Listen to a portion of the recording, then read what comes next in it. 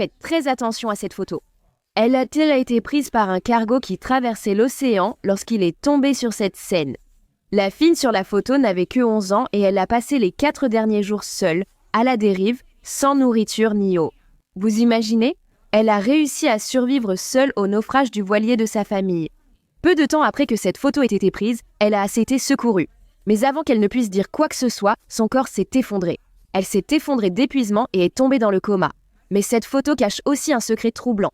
Mais pour que ce secret soit révélé, cette fille devait survivre pour tout raconter. Et il y avait une personne qui espérait vraiment que cela n'arrive pas. Viens avec moi découvrir cette histoire de dépassement de soi, exactement comme on les aime. Un beau retournement de situation. Salut à tous, je suis Sue, bienvenue sur la chaîne. Si vous, comme moi, aimez les histoires bizarres, les faits divers, les théories du complot, les curiosités, toutes ces choses vraiment étranges et folles, n'oubliez pas de vous abonner à la chaîne, activez la petite cloche de notification pour ne rien manquer. Et aimez, commentez, partagez, parce que tout cela nous aide beaucoup ici sur la chaîne. D'accord? Allez, on passe à la vidéo. Aujourd'hui, je vais vous emmener dans la mer des Caraïbes et aussi faire un retour dans le temps, plus précisément en 1961. Découvrons d'abord les personnages de cette histoire surréaliste.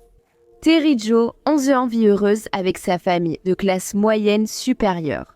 Il vivait à Green Bay, dans l'état du Wisconsin, aux États-Unis. Le père, Arthur Duprot, âgé de 40 ans, était un optométriste prospère, spécialisé dans les lentilles de contact. Il était un ancien militaire et avait servi pendant la Seconde Guerre mondiale. Depuis son retour à la vie civile, il avait économisé une belle somme grâce à sa carrière et mené une vie confortable. Il a offert une vie confortable à sa famille. Son épouse Jeanne, 38 ans, et leurs 3 enfants, Brian, 14 ans, René, 7 ans, et Terry Joe. Arthur a combattu durant la guerre après avoir été transporté en bateau au front. Et même en étant dans une situation horrible, il est tombé amoureux de l'océan et s'est mis en tête qu'il prendrait sa retraite tôt, achèterait un voilier et passerait sa vie à parcourir le monde en mer. Qui d'autre voudrait ça? Et il était en train de réaliser ce rêve. Il allait faire un essai. Dans cette vie de marin, il a décidé de prendre des vacances et d'emmener toute la famille faire un voyage en voilier pendant 7 jours, en partant de la Floride jusqu'aux Bahamas. Il voulait savoir si lui et sa famille pourraient supporter ce style de vie.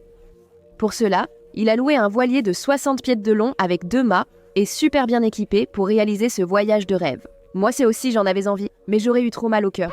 Imagine juste un voilier, je serais partie. Mais même s'il adorait naviguer, il n'avait pas l'expérience nécessaire pour parcourir une distance aussi grande que celle-ci. À la Marina de Floride, il a engagé Julian Harvey, 44 ans, comme capitaine.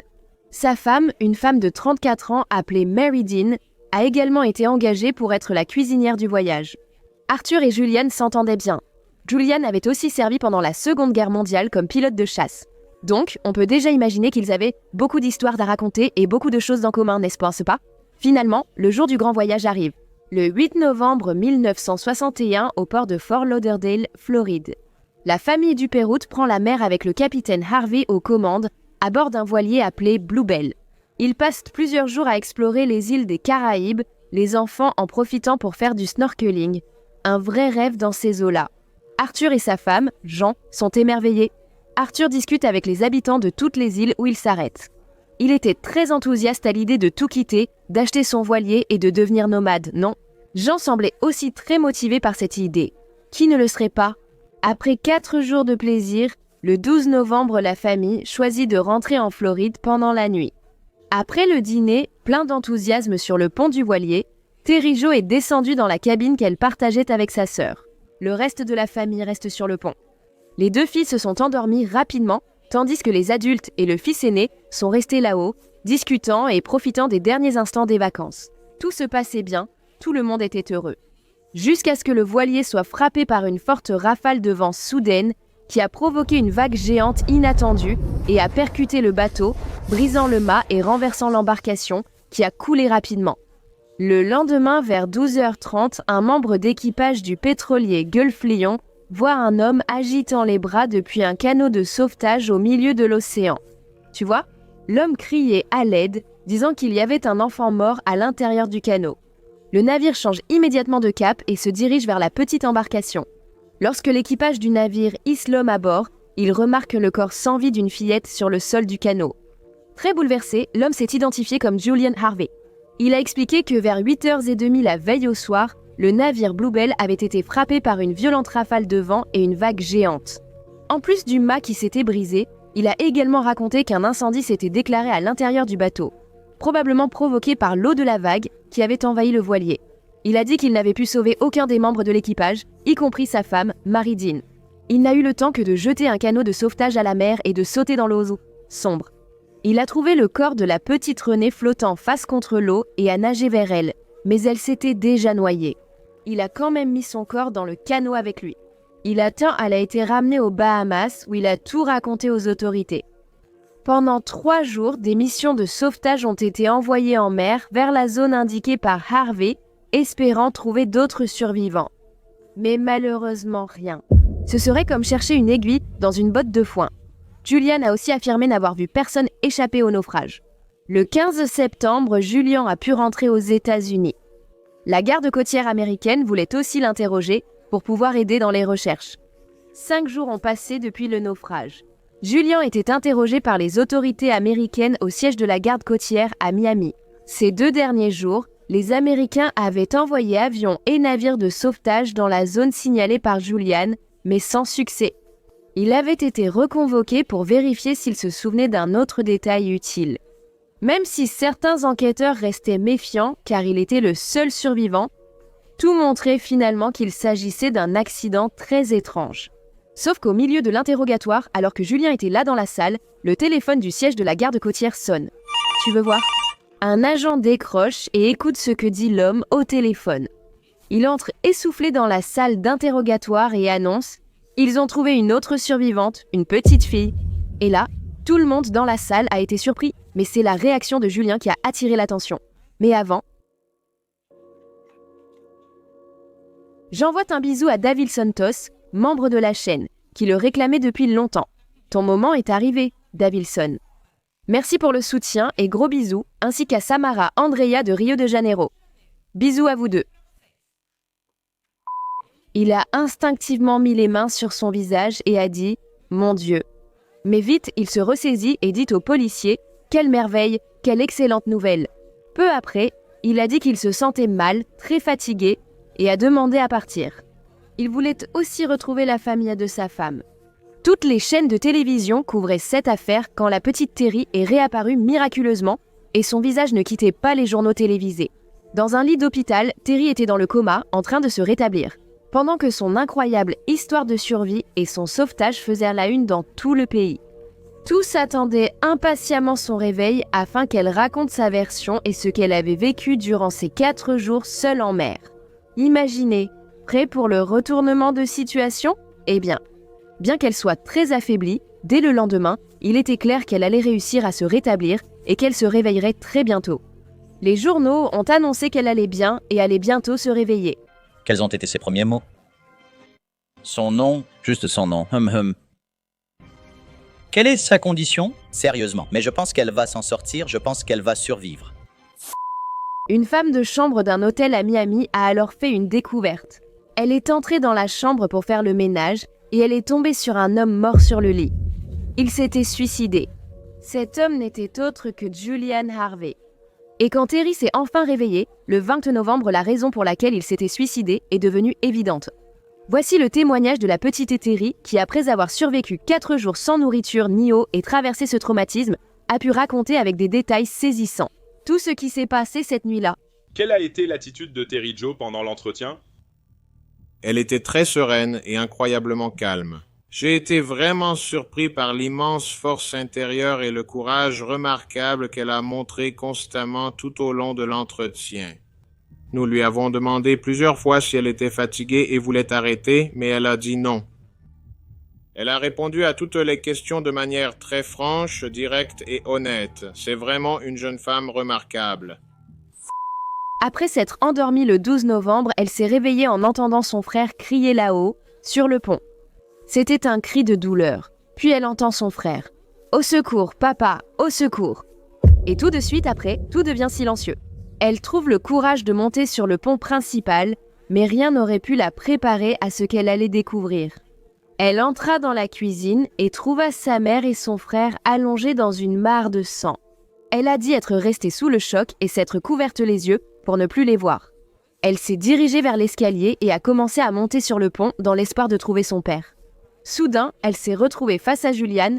Elle a dit qu'il avait les yeux écarquillés comme un halluciné.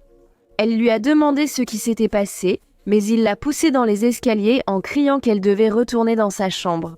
Elle a dit qu'elle a obéi immédiatement parce qu'elle pensait que Julian essayait de la protéger et de l'aider contre n'importe quel danger qui se passait dehors. Elle est entrée, a fermé la porte et s'est assise. C'est alors qu'elle a vu que sa sœur n'était plus là. Alors, elle a imaginé qu'elle avait dû quitter la cabine pendant que Terry dormait. Et maintenant, elle avait disparu, tout comme son père. Elle était encore sous le choc, essayant de comprendre ce qui s'était passé lorsque soudain, l'eau a commencé à entrer sous la porte. Elle panique en voyant le voilier couler. Avant qu'elle ne réagisse, la porte s'est ouverte et Julien est entré, fusil à la main. Il n'a rien dit, a pointé le perceur vers Terry et l'a fixé de ses yeux vitreux, tandis que l'eau envahissait la cabine. Elle a fermé les yeux, attendant le coup de feu. Mais allez savoir pourquoi, Julian a baissé le perceur, a fait demi-tour et est monté sur le pont. Il a peut-être cru qu'elle se noierait, alors il n'a pas tiré. Je ne sais pas. Terry est restée assise, terrifiée, sans savoir quoi faire. Tu te rends compte, c'est une enfant. Quand l'eau a fait flotter son matelas, elle est montée dessus. Elle a monté les escaliers lentement, craignant de croiser à nouveau Julian. En arrivant en haut, elle a vu Julian descendre le canot de sauvetage. Dans son innocence, elle lui a même demandé si le bateau était en train de couler. Julian la regarde simplement et ne répond pas. Il plonge dans la mer et rejoint le canot qui s'éloigne lentement du voilier. Terry était seul, ignorait où étaient son père et sa sœur, sa mère et son frère étant morts dans la cuisine. Le voilier était déjà à moitié submergé quand elle s'est rappelée avoir vu une bouée. Avec une sorte de radeau fait de rideaux, elle n'a pas réussi à détacher le radeau. Le voilier coulait rapidement et elle n'avait pas la force de défaire les nœuds. Peu à peu, elle a défait les nœuds un par un et selon elle, au dernier, elle a réussi à libérer le radeau. Dès qu'elle est montée à bord, le voilier a sombré. Soudain, elle s'est retrouvée là, seule, dans l'obscurité de l'océan, sur un radeau qui supportait à peine son poids. Imaginez un peu, les amis. C'est alors qu'elle s'est rendue compte que le canot de Julien pouvait encore être tout près. Alors, elle est restée silencieuse, terrifiée à l'idée qu'il la voie et la poursuive, n'est-ce pas? Elle est restée comme ça jusqu'au lever du soleil. Quand elle a vu que Julien n'était plus dans son champ de vision, elle a été soulagée, mais en même temps, elle s'est rendue compte qu'elle était fichue. Elle était au milieu de nulle part et ne voyait que de l'eau tout autour d'elle. Tu imagines la panique? Le radeau en liège avait un fond enfilé, donc elle ne pouvait pas y rester à cause de l'eau froide.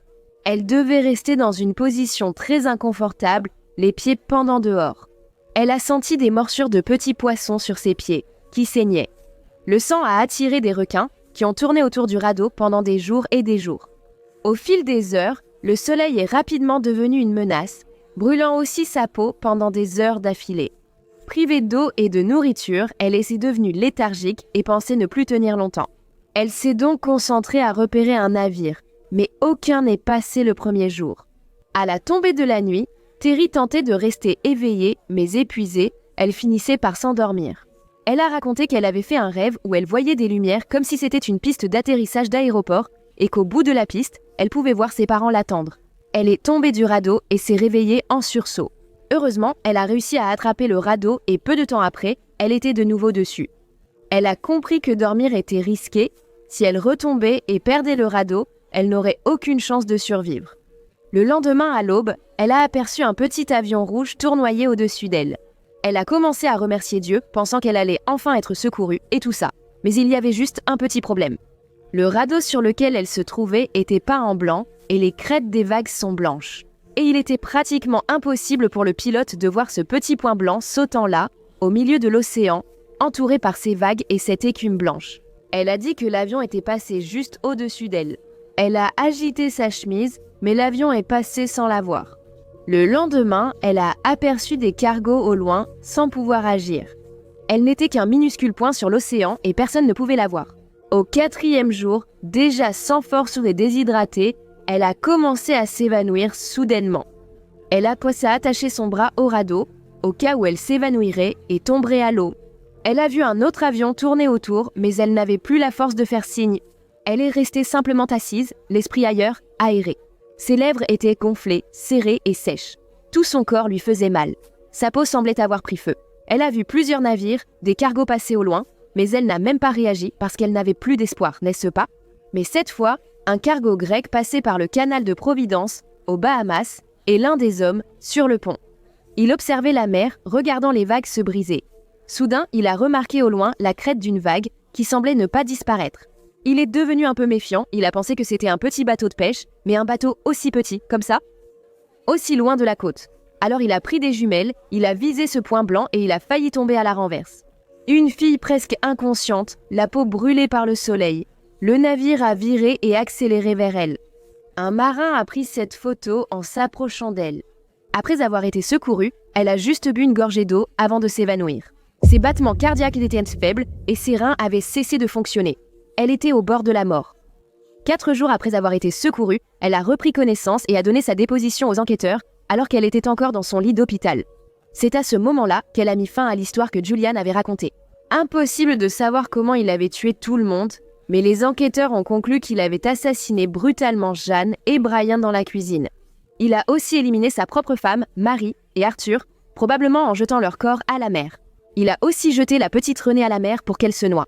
Son histoire aurait pu tenir si seulement il n'avait pas laissé Terry en vie, pensant qu'elle coulerait avec le voilier, non? Maintenant, la question qui reste est « Pourquoi ? Pourquoi Julien a-t-il commis cette atrocité ?» Si tu es déjà abonné à la chaîne, tu dois deviner ce que c'est. Exactement, mes amis.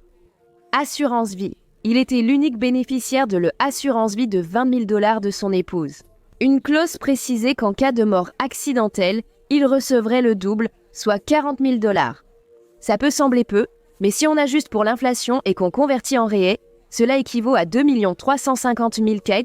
En enquêtant sur le passé de Julian, les enquêteurs ont découvert qu'il avait déjà touché d'autres assurances de manière suspecte auparavant.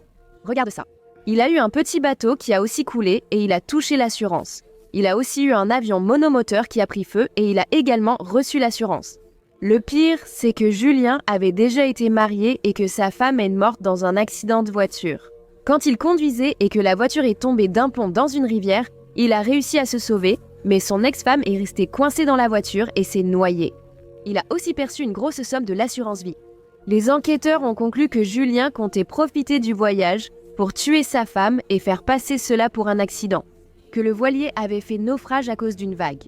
Pour réussir son plan, la famille Duperaldi devait être éliminée comme dommage collatéral. Quelle folie, les amis, quel type froid. Terry a été élevée par sa tante et son oncle, qui l'ont élevée comme leur propre fille. Malgré le bon soutien familial, le traumatisme a été difficile à surmonter. Elle a raconté que jusqu'à l'âge de 35 ans, elle allait encore à la plage dans l'espoir de retrouver son père. Elle a dit que, n'ayant pas vu son corps, son esprit lui faisait croire qu'il pouvait encore vivre, puisqu'elle aussi avait survécu. Peut-être qu'il était là, qu'il a dérivé jusqu'à une île déserte et y était prisonnier, non? C'est triste, non? Elle a finalement réussi à aller de l'avant. Elle a mené une carrière de fonctionnaire axée sur la préservation de l'environnement et la protection des zones côtières et aquatiques. Elle a dit vouloir prendre soin de la mer car elle l'avait sauvée. Elle s'est mariée, a eu une fille et en 2010 a écrit un livre intitulé Seule, orpheline dans l'océan en portugais. Quelle histoire courageuse, n'est-ce pas? Et la force de cette jeune fille, incroyable, non? Maintenant, je veux savoir ce que vous avez pensé de cette histoire. Laissez-nous un commentaire pour que nous puissions le savoir. Voilà mon peuple, un nouveau rebondissement pour ceux qui aiment les surprises. Profitez-en pour vous abonner à la chaîne. Si vous avez aimé ce contenu, commentez, partagez, laissez un like, car ça nous aide beaucoup ici sur la chaîne. D'accord, viens Loulou, tu veux essayer? Je vais appeler mon invité spécial ici. Viens et apprends. Qui as-tu amené avec toi? C'est le pingouin. Oui, allons-y. On dit au revoir à tous, d'accord? Restez connectés pour la prochaine vidéo. Salut!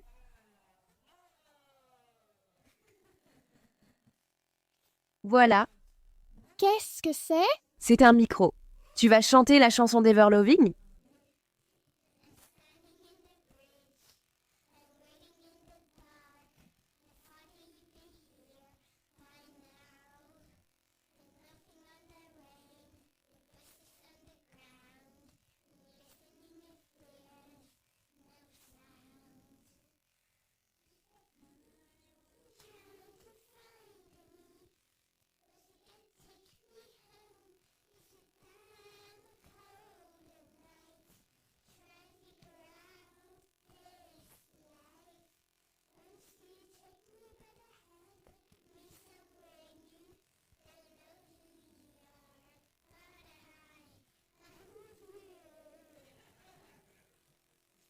Pour les fans d'Avril Lavigne, regarde comme c'est mignon.